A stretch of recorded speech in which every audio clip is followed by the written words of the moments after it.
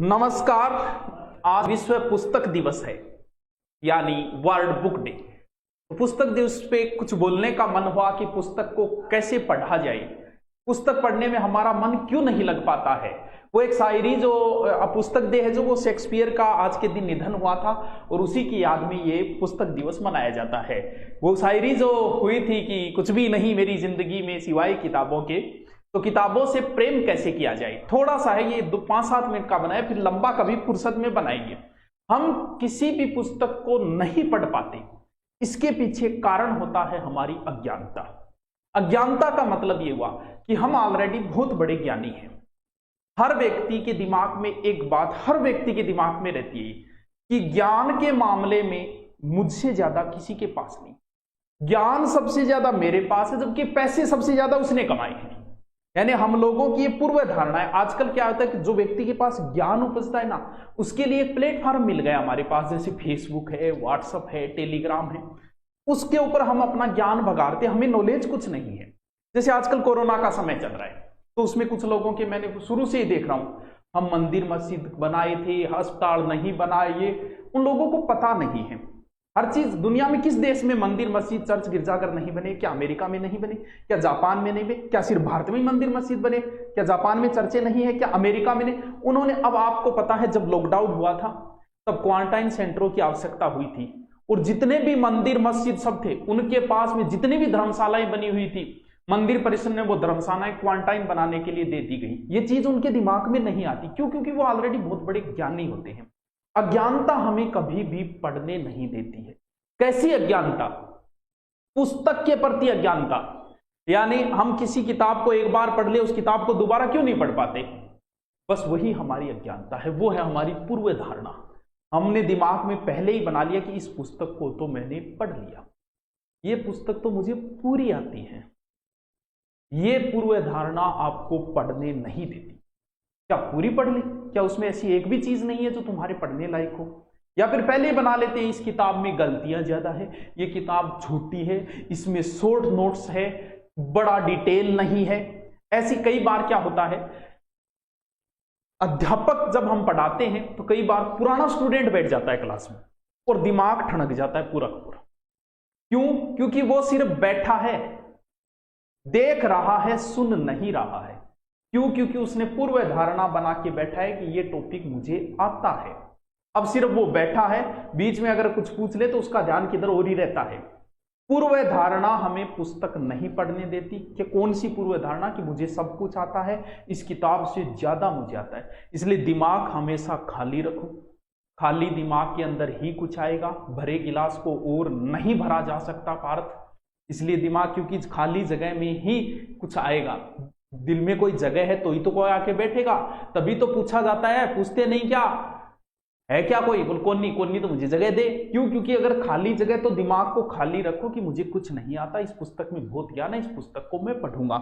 Next, अगर कुछ topic की बात करें कि पढ़ना तो आसान नहीं है। अगर इतना आसान होता तो हर कोई पढ़ लेता यार। दुनिया के कितने प्रतिशत लोग पढ़ते हैं? कुछ लोग जरूरत से पढ़ते हैं। तुम इसलिए पढ़ रहे हो आज मेवाड़ मारवाड़ का इतिहास कि तुम्हें नौकरी लगना है। अगर नहीं लगना होता तो तुम कभी नहीं पढ़ते इनके बारे में। आज तुम रामायण महाभारत इसलिए नहीं पढ़ रहे कि आपके सिलेबस में नहीं, अगर लगा दी जाती तो तुम पढ़ते, मजबूरी में पढ़ते हैं। 2% ऐसे लोग होते हैं। यानी आपसे मैं कहूं क्यों पढ़ रहे हो, तो आपका जवाब होगा कि ज्ञान बढ़ाने के लिए। ऐसा जवाब नहीं, हमारी जरूरत है, हमें नौकरी लगना है इसलिए पढ़ रहे हैं। तो पढ़ना कहीं आसान तो है नहीं। तो फिर मन लगाएं, तो फिर किताबों में मन कैसे लगाएं? बात यही तो है। बात यहां मन लगाएं तो किताबों, ये मन जो है ना, वो है तो हमारे वश में ही, लेकिन ये कई बार हमें वश में कर लेता। हमारे शरीर के सभी अंग जो है वो हमारे कहने पे काम करते, हाथ पांव आंखें जो भी है। लेकिन ये मन ऐसा है कि जो कई बार हमसे आगे निकल जाता है, और ये हमें अपने वश में। मन एक ऐसे, अब आपकी बात यहां देखो, मन व मस्तिष्क, ये बड़ा विवाद है कि मन और मस्तिष्क एक ही है कि दो के है। किसी डॉक्टर से कहोगे तो डॉक्टर कहेगा भैया मन नाम की कोई चीज नहीं है। आप मस्तिष्क कहोगे तो मैं तेरा अभी निकाल के दे दूंगा और तेरा हाथ में पकड़ा दूंगा, ये ले मस्तिष्क। लेकिन मन के बारे में मुझे नहीं पता। कुछ विद्वान मन और मस्तिष्क को एक ही मानते हैं, लेकिन हम चर्चा करें कि क्या मन और मस्तिष्क एक ही है क्या? पहले इसकी व्याख्या तो करें। देखो, मार्केट में गए, किसी पुस्तक को आपने देखा, किसी किताब को आपने देखा, देखते ही दिमाग में आया कि ये तो उस लेखक की है। ये बात दिमाग में आई, ये बात आपके दिमाग में आई है, ये पुस्तक। अब आपके मन में कौन सी बात आएगी कि इस पुस्तक को मैं खरीद लूं, शायद मैं नौकरी लग जाऊंगा। ये बात आपके दिमाग में नहीं आई है, ये बात आपके मन में आई है। फिर आई कि इस पुस्तक का लेखक वो है जो वहां पर पढ़ाता है।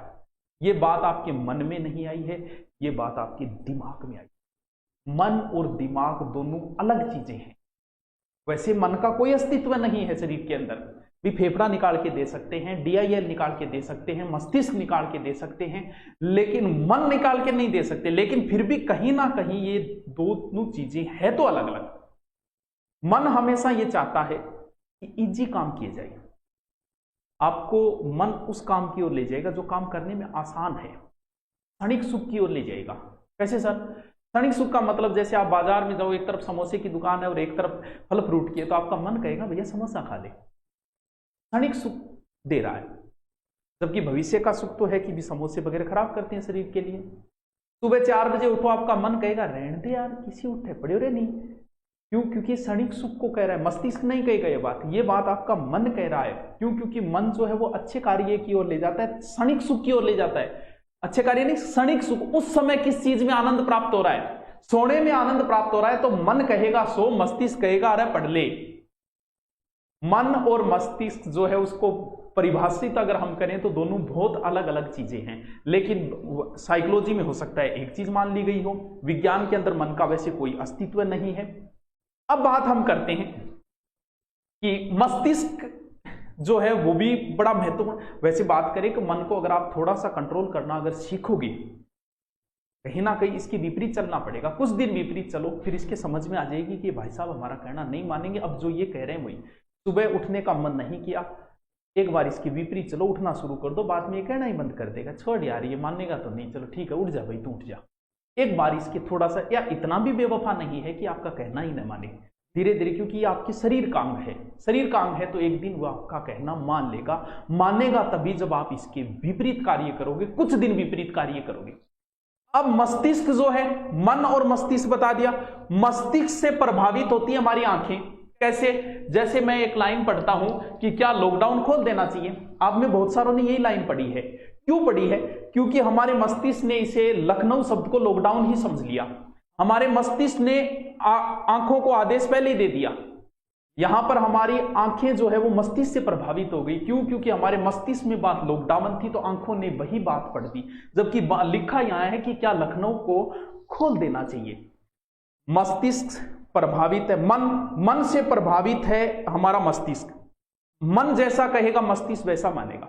इसलिए किताब की पूर्व धारणा मत बनाओ कि इस किताब से कोई क्वेश्चन नहीं आएगा, इस किताब में इंपॉर्टेंट फैक्ट नहीं है, ये किताब किसी काम की नहीं है, इस किताब का लेखक अच्छा नहीं है, ये किताब मुझे याद है। ये बात अगर आपने मस्तिष्क को बोल दी तो मस्तिष्क उसी अनुसार कार्य करने लग जाए। इसलिए मस्तिष्क को जो आदेश देता है वो मन देता है। इसलिए मन में अच्छे विचार लाओ।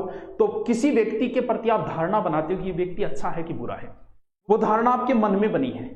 मन ने आपके मस्तिष्क को आदेश दे दिया कि व्यक्ति ऐसा ही है, और जब वो व्यक्ति आपके कभी सामने आएगा तो आपने तो धारणा पहले ही बना रखी है, वो तो उस हिसाब से ढंग से आप रामनवमी नहीं कर पाओगे। कुछ लोग देख के भी अनदेखा कर देते हैं। क्यों? क्योंकि वो मस्तिष्क में आपके प्रति धारणा ही ऐसी बना चुके हैं। आपके मन ने मस्तिष्क को कह दिया और मस्तिष्क ने वो धारणा बना ली। अब चलिए, मन और मस्तिष्क की चर्चा हुई। मन मस्तिष्क को प्रभावित करता है, ये बात मैं बता चुका हूं। मन को अच्छे आदेश दो, मस्तिष्क को ऑटोमेटिक अच्छे आदेश मिले। इसलिए किताब के प्रति ये बनाओ कि मुझे किताब नहीं याद है, मुझे इससे कुछ सीखना है, मुझे इससे पढ़ना है। मैंने पढ़ी हुई है फिर भी मुझे कुछ ना कुछ नया मिलेगा, मुझे फिर पढ़ना है, मुझे नहीं याद है ये किताब। ऐसे आदेश अपने मस्तिष्क को दो तो मस्तिष्क उन्हीं आदेशों का पालन करेगा। अब बात आती है लास्ट, मनोरंजन और विराम कितना जरूरी है पढ़ाई के लिए।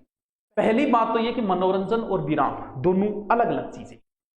मनोरंजन का अर्थ यह हुआ कि मन का रंजन, यानी कुछ समय के लिए हम हमारे स्कूल के अंदर 40 से 45 मिनट सेट किए होते हैं। क्यों होते हैं? उसके बाद हर 5-10 मिनट का गैप आता है फिर क्लास। क्यों? क्योंकि 40-45 मिनट के बाद हमारे मस्तिष्क को थोड़ी सी मनोरंजन की आवश्यकता होती है।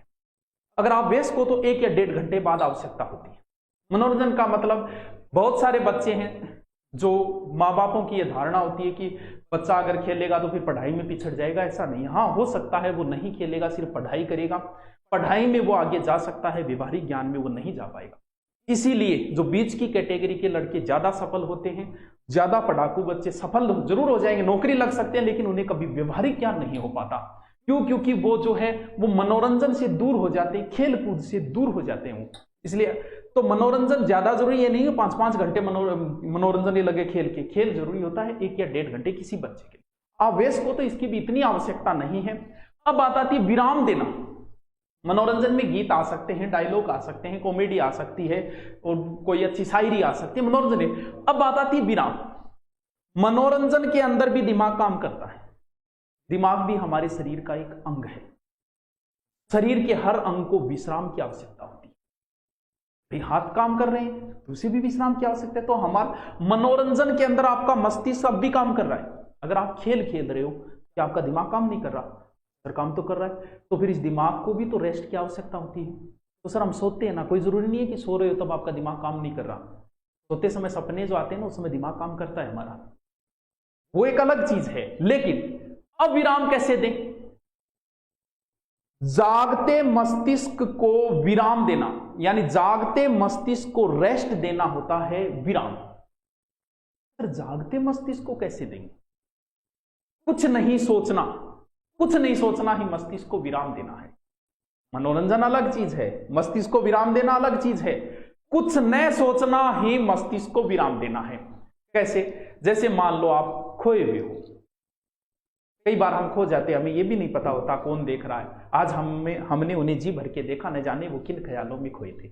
मान लो आप एक टकटकी लगा के देख रहे हो, कुछ नहीं सोच रहे, ये मस्तिष्क को विराम है। बारिश हो रही है, आप बाहर बैठे सिर्फ बारिश को देख रहे हो, कुछ नहीं सोच रहे, वो मस्तिष्क को होता है विराम देना, विश्राम देना होता है। जागते मस्तिष्क को विश्राम देना। छत पे बैठे हो, आकाश को देख रहे हो, सिर्फ देख रहे हो, कुछ नहीं सोच रहे। छत के ऊपर खड़े होकर आप गाड़ियों को आते जाते देख रहे हो, सिर्फ आप देख रहे हो, वो मस्तिष्क को विराम देना। आकाश में तारे देख रहे हो, सिर्फ देख रहे हो, सोच नहीं रहे, वो होता है। अगर सोचने लग गए ना, ये चांद तारे तोड़कर लाना तो मूर्खता की बातें हैं, तू कहे तो पाए ला दूं, ये सोचना है। जबकि आपको विश्राम देना है, सोचना नहीं है। तो मस्तिष्क को बिना कुछ सोचे कई बार रेस्ट देना, वो होता है जागते मस्तिष्क को। सोना भी जरूरी है, मनोरंजन भी जरूरी है पढ़ाई में, लेकिन मस्तिष्क को विराम देना यानी जागते मस्तिष्क को कुछ समय के लिए योग करवाया जाता है। इसके लिए योगाभ्यास बड़ा महत्वपूर्ण, लेकिन योगाभ्यास तो हमें नहीं आता कि जागते मस्तिष्क को किस तरह हम विश्राम दें, वो योग तो हमें नहीं आता। लेकिन हम कुछ चीजें कर सकते हैं। एक टक टक लगाए देखना, आकाश को देखना, चलते साधनों को देखना, या फिर तारों को देखना, बारिश को देखना, ये चीजें जो होती है वो जागते मस्तिष्क को विराम देती है जब हम कुछ नहीं। तो पढ़ाई के लिए जरूरी है अपने मन को तैयार करना। पढ़ना आसान नहीं है, ये बात बोल दी, लेकिन हमें पढ़ना है किसी किताब के प्रति, तो उस किताब के प्रति अपनी धारणा पैदा करो, पूर्व धारणा को छोड़ के। फिर अपने मन को तैयार करो, मन को वश में करो, मन के विरुद्ध कुछ कार्य करो। फिर हमारे मस्तिष्क को तैयार करो, और जब मस्तिष्क तैयार हो गया तो मस्तिष्क हमारी आंखों को आदेश देता है, और हमारी आंखें वही रहेगी जहां हमारा मस्तिष्क चाहेगा। और फिर पढ़ाई के बीच में थोड़ा थोड़ा मनोरंजन। Okay, thank you.